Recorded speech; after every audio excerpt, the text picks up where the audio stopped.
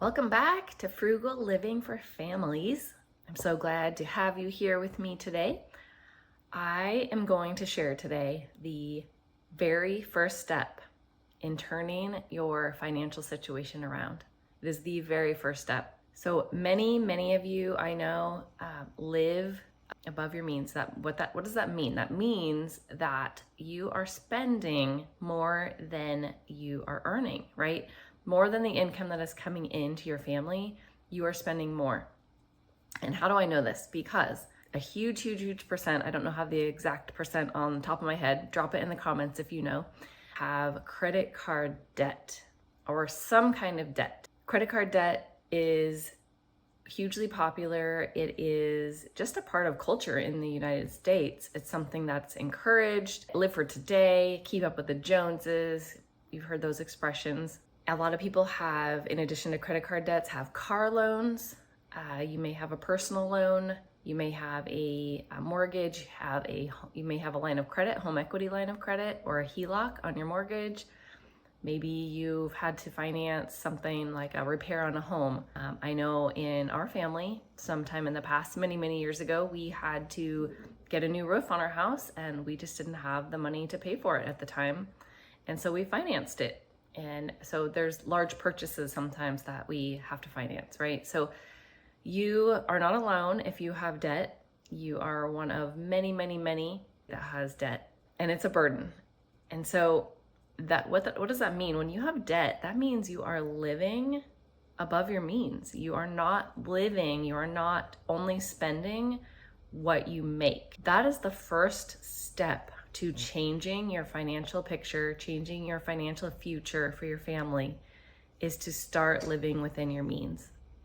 Start spending only what is coming in, right? So we don't have to jump all the way into saving a huge percentage of income, all of that. The very first step is just to stop adding to your debt balance. Stop adding to that balance.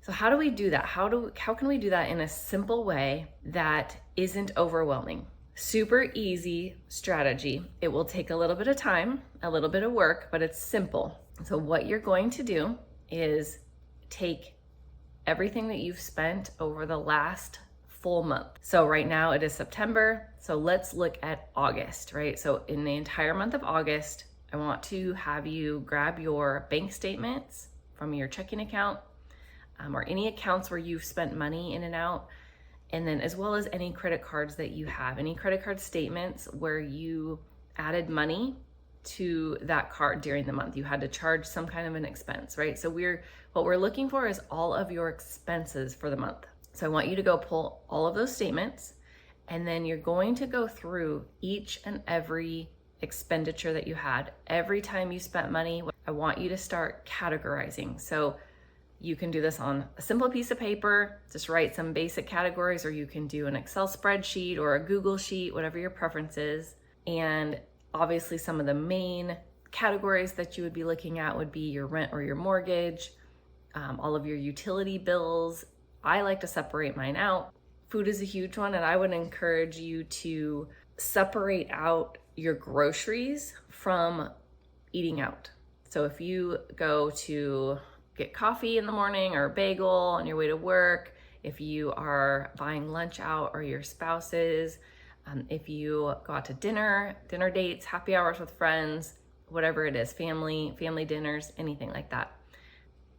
And then gas for your car, any kind of car expenses, home maintenance expenses, some of the main categories, if you bought clothing, anything like that. So the big categories you can list out easily. But as you go through your spending, any kind of category that comes up that is not something already on your list, just go ahead and add it. So things like maybe you expenses for kids' activities. Maybe you pay for piano lessons for your kids, or they're in soccer, whatever it is, fees at the school. I know for this month we had school pictures that we ordered. And so anything like that, kids' activities may be another category. So just kind of go through and categorize them into the main categories, but you're really adding up how you spent your money and in each of those categories or buckets. So that's really the first step, is just going through, take some time, spend some time on it. And if you can get your husband to spend time on it with you, that's even better. Or just, after, maybe you categorize them first and then go through the buckets together, how you spent your money. And then really take a look at each category. So each category, total up what you spent. Some of the big eye-opening areas for our family when we did this many, many years ago, food was outrageous. The amount of money that we spent on buying food, convenient food, meaning already prepared. My husband would buy lunch every single day. We had dinner. We got takeout a lot at dinner, or would go out with the family because we were tired after work. It was easy. Our kids liked it. Whatever the reason, most of it was really for our convenience. And the coffees, I used to get the coffee every morning, so did my husband. So that's 2 expensive coffees every morning, sometimes adding in that pastry, right, if we're hungry on the way to work. So those really added up for us. And on top of that, we were also buying a lot of groceries that probably, I think our amount that we spent was really more than most families probably should be spending in a month on groceries. And we had that amount on top of just our incredible amount that we were spending going out to eat. So that was a huge eye-opener for us, was that area. Okay, so you're gonna look through your buckets, see if there's anything that stands out to you as, wow, that just shocked me. I had no idea we were spending. Pay attention to those, but also add up your total spending at the end of the month. Then I want you to, after you have all the categories, see how much you've spent total and compare that to the income that came in for August. So how much did you spend in August and how much income did you actually have in August? So if you, like so many of us, find that you spent more than what came in, figure out what that difference is and how much did you overspend, how much you spent over and above the income that came in. So that dollar amount right there, let's say you went over $300 for the month of August. You need to actually reduce $300 from what you spent. So that is just an easy, quick and easy way to know how much to reduce, just to get to that maintaining level, that maintenance level, to where you are now living within your means. You are not adding to your debt. You are not overspending, and you get to make that choice. Living frugally is really about freedom. It's about your choosing where to spend your money on what matters most to you and your family. And there's a lot of choice and freedom in it. And a lot of people get hung up on that it's too restrictive.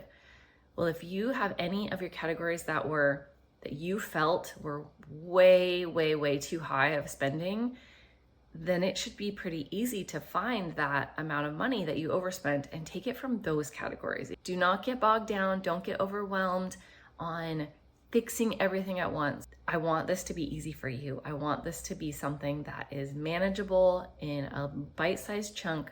And this is already going to take some time. So just focus on this. I challenge you to do this week. I want you to block out some time right now as you're watching this. Right now, pull out your calendar, talk to your husband. When can we sit down and do this? It might take a couple hours. It depends on how many transactions, how many times you spend money every month. But dedicate the time this week, block it out right now, and honor that commitment. Please do it. Comment a 1, leave a 1 if you are committed. If you are going to do this week, absolutely, without fail, you are going to spend this time doing this simple step. We are going to get you to stop adding to your debt right now, this week. Drop any questions that you have. I will get back and answer them as I'm able to. And I just really appreciate you being here today. My mission really is to help your family thrive on a single income. That is my passion. If you want to be a stay-at-home mom, if you already are one and you're finding that your family is struggling, living paycheck to paycheck, the money is just gone before the month is over, I've been there. I have a lot of strategies that have helped our family along the way that I want to share with you. So thank you for being here with me today. If you learned something new, if you received any kind of value out of this, please like the show and share it with somebody else that you feel could really benefit from just this guidance and help in their family's financial situation as well. Take care.